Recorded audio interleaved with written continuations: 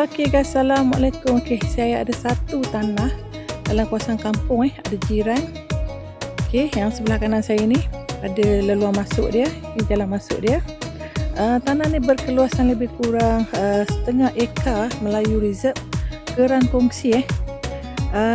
Dalam tanah ni ada pokok rambutan, ada 5-6 pokok yang sudah besar-besar macam ni.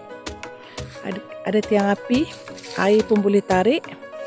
Lepas tu ada anak sungai depan tanah. Okey, tanah dia rata, sangat sesuai untuk buat rumah. Lepas tu ada sumber air di hadapan tanah ni. Ni. Ada sumber air. Bersih juga air dia ni. Ke Pekan Lenggong lebih kurang dalam 5 minit saja. Memang dekat guys.